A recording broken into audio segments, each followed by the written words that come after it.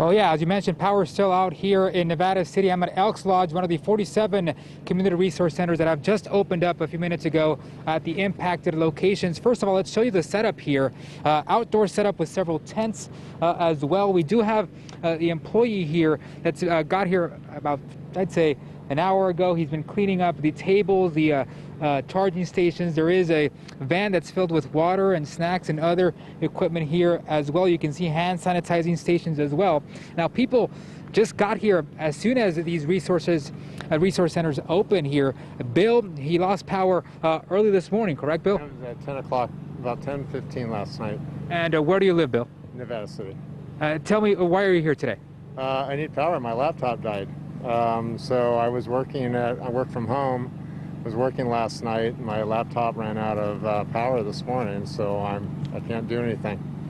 How long do you plan on being here today? Maybe all day if they let me. So I don't know. I need to charge up my laptop and my phone, and then we'll see. This time around, it seems that PG&E was a little bit more prepared about these outages. Residents and business owners got 48 hours notice about this, and they also have these resource centers available for people. What do you think about them? This is great. I mean, PG&E's done a good job of at least giving advance warning. So we knew about it and we tried to prepare as best as we can. But you know, when you have no power and you don't have a generator, you have no power. So it can still be a challenge. We've heard from people on social media this morning, you know, they're frustrated about these outages. Some say they understand. They think that this is the new normal for California with these power outages preventing wildfires. They say, yeah, they're thankful about these resource centers being available, being open, but they say that's not enough. Yeah, I mean, it's a major inconvenience when you have no power. So I do acknowledge that there's a risk, but I question how extensive they do this. So, I mean, I haven't really read up on the facts, but it seems pretty extreme to me. Do you sort of understand, though, that it's to prevent wildfires? Yeah, I mean, I get that, right? But I just don't understand how they do it with the areas and who's affected and who's not. Like, I mean, right here, there was a little bit of wind this morning, but it doesn't seem to be enough to really cause that much of a concern. I don't know if it's going to get worse later on today. But again, when you have no power, I mean, we're on a well, so we have no water too. So you have no power, no water, no Wi-Fi. You know, the only alternative is to come here or go find a hotel somewhere. You know, it seems that since March with the pandemic, you know, people have been hit really hard with all these problems. This is yet another one. But, you know, you see people here are going to be able to charge their phones, charge their devices, get free water, free snacks, and, you know, use the restroom that are clean.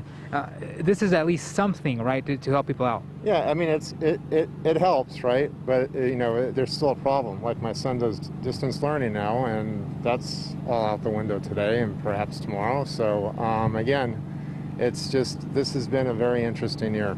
Bill, I have one more question, and that's from our host, Walt Gray, in the studio. Walt, Bill is here. Yeah. I know you have a question for him. Yeah. First of all, Carlos, great questions. That was good stuff.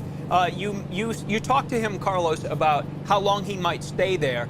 Is that center open until what, 8 or 10 tonight?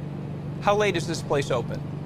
Yeah, they're open from 8 a.m. till 10 p.m. so through most of the day, but we understand that these power outages, you know, are going to last through tomorrow evening possibly with PG&E. So Bill says he's going to take advantage of this resource center as much as he can.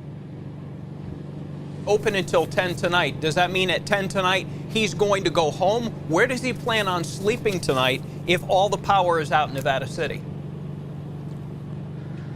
Bill, so Walt is asking, with these resource centers closing at 10 p.m., you know, you're staying here all day, as you mentioned. What happens once these places close? Are you going to go back home? Are you going to sleep at your home, in your car? What's going to happen? Well, we'll go back home, but again, have no power, no water, no Wi-Fi. So the alternative for us would be to maybe look for a hotel. That would be one thing. That's what we did when we had to get evacuated, because we were evacuated as well 2-3 weeks ago due to the Jones's fire, which is just only a couple miles from here. So again, it's been an exciting time. Wow, Bill, and you mentioned, you know, you were evacuated just 2 weeks ago. Another problem for you and your family here today. You might have to go home. Walt, again, this is the Yeah. stories that we're hearing from residents that are, dealing with these power outages Yeah. today and tomorrow. Carlos, first of all, again, great interview, and we appreciate getting Bill's perspective. When Bill goes home, did he prepare for the outage in terms of, does he have a cooler with ice? What's happening to his food in the fridge or in the freezer? What's he coming back home to? Yeah, so some people, Walt is mentioning, they prepared, with that 48-hour notice. They had generators going, those businesses as well, threw food in the freezer. What did you do to prepare in anticipation for these Yeah, outages? we did. We charged up everything. We took the car out of the garage. We have a plan today to go get ice and so on. We looked at food, and so we did. We had the notification. We did everything we can, but it's still, you got no power, right? So and you're going to have to plan for 2 days, and it's really more the uncertainty than anything in terms of when the power is going to come back on. So that's the thing that kind of makes it a little bit more anguish for us. Is they say they're going to turn it on Wednesday, I guess, at around 9, I think is the latest, or 7. But you never know, right? So. And Bill, if you had a chance to address all the people that are dealing with these circumstances as you are, what would you tell them this morning? You just have to, live through it, persevere and endure it.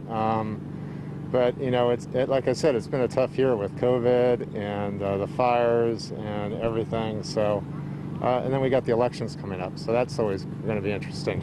Yeah. So we'll see how that plays out. All right, Bill, Yeah. well, thank you. Good luck. Have a good one. Sorry, we don't know what to There you go. Hey, yeah. Thank you so much. Yeah. Again, Bill was the first one here. Walt, we are expecting more people to show up later this morning. I'm going to step out of the way just so you can see the setup here. Outdoors, Bill, good luck.